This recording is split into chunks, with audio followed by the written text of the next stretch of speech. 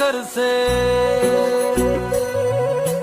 पार्वती बोली शंकर से, सुनिए भोलेनाथ जी, रहना है हर एक जन्म में मुझे तुम्हारे साथ जी।